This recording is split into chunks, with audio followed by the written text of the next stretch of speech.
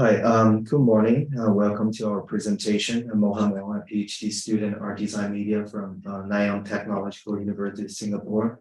And today, along with my dear colleague Xingxing and Dr. Gao from online, I have the pleasure of bringing forward this paper and research on which we collaborated. Immersive possibilities archiving sound art of live performance in the context of Metaverse, which is more like a survey-like project on sound art and archiving. Well, personally, I got intrigued by this role of archiving as I'm working on my own PhD research and getting through all the videos and sounds of Chinese media artists. It really occurred to me that archiving is in every way related to the writing of art history, the construction of the narrative, and thus identity and performance per se, as we engage further with the body and temporality. Without further ado, I highly encourage you to later read our full paper in the proceedings should you have more questions regarding today's presentation. Firstly, some keywords to be remembered as we move along. For my part, I mainly dealt with the introduction, related work, implications, and conclusion part of the research. For the introduction, we recognize the crucial role of sound art and human culture in our current field. We set out to define the issue as how can we obtain a more immersive experience of sound art.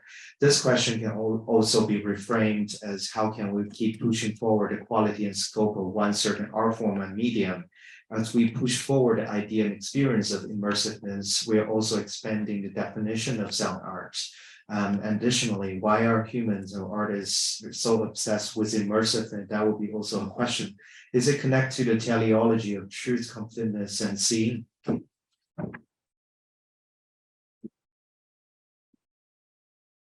Now, harkening back to sort of previous scholarship, we can find some valuable insights in polyphonic materiality, extended reality. Australian scholar Kate Gregg reframed this immersiveness as the replacement of the physical with a virtual and a polyphonic assemblage.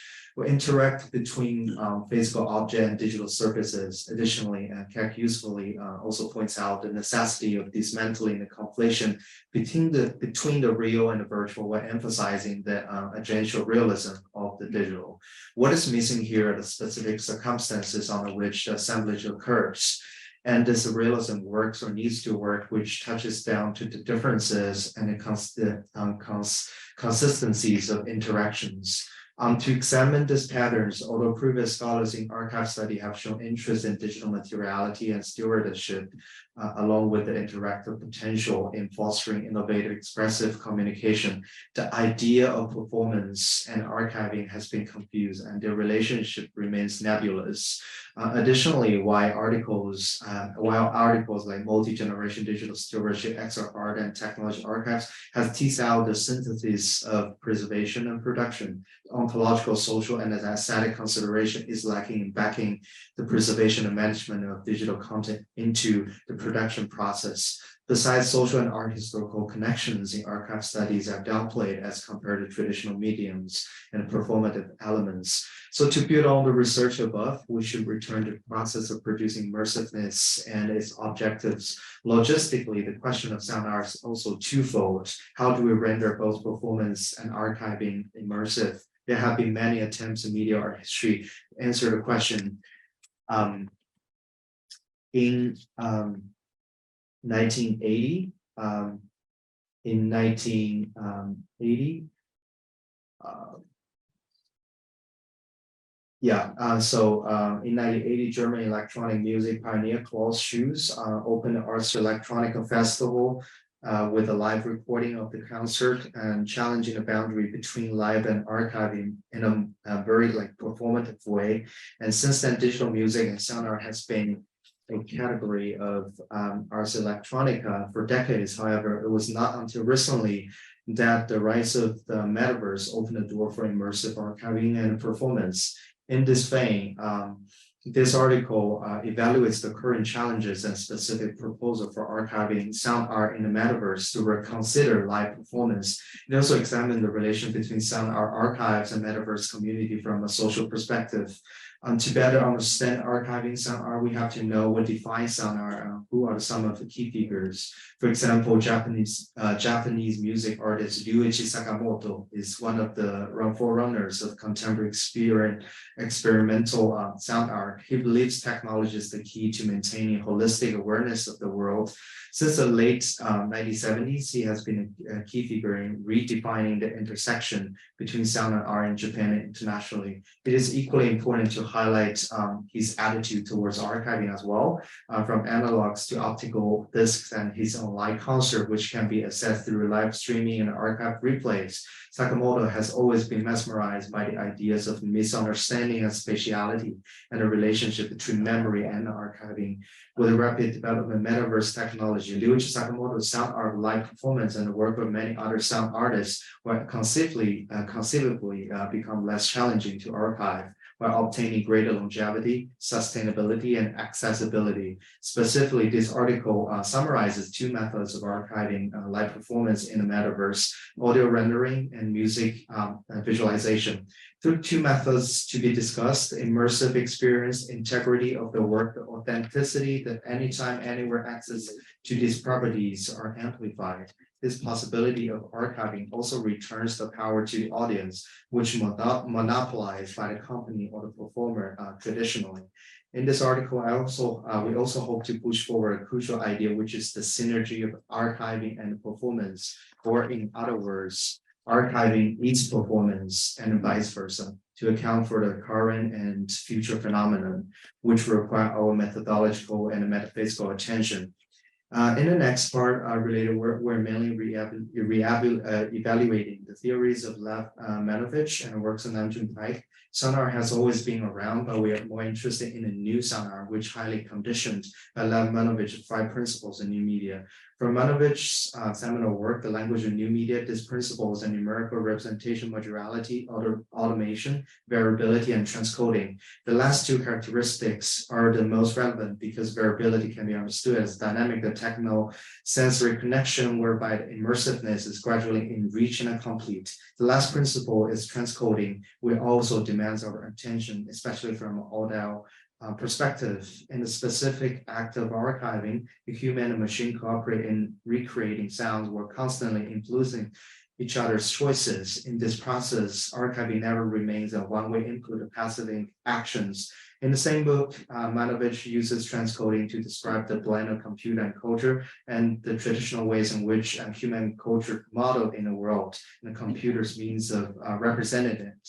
In sound art, transcoding takes on another meaning. The computer will represent the sound based on the human model. At the same time, human sound will also increasingly imitate its counterpart.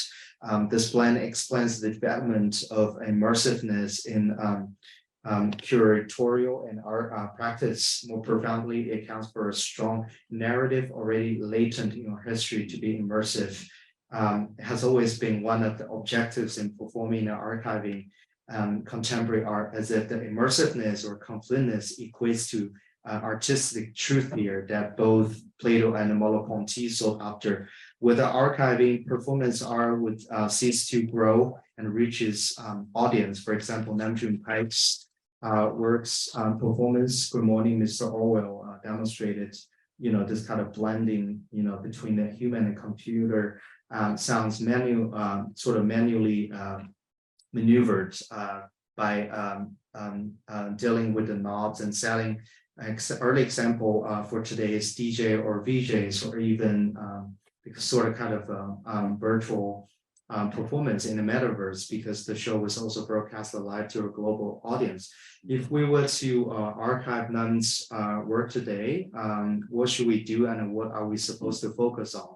It is imperative to not forget the limitations of Nam's time and some of the remaining issues prolonging till today. Overall, our history would make us wonder how to classify and archive sound if materials become a minimal issue and only the performance quality mattered. And in other words, if this process of performance and archiving can be relocated in some way. Additionally, new media has marked many watershed departures from its predecessors. The how questions of archiving still revolves around power.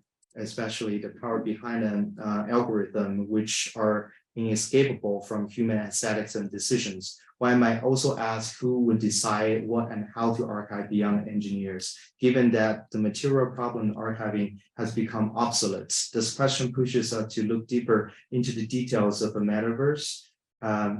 Next, I will invite my dear colleague and co-author Xingxing to introduce what are some new technologies available at the current stage to archive sound art while answering some of the questions raised aforementioned. Okay. Next slide, please.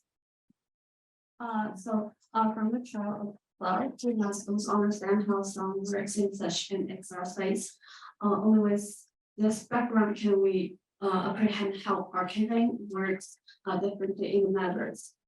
From the currently available literature, researchers have conducted research in several subfields on music in VR and AR, including audio rendering, music visualization, music video, virtual instruments, social experience, etc.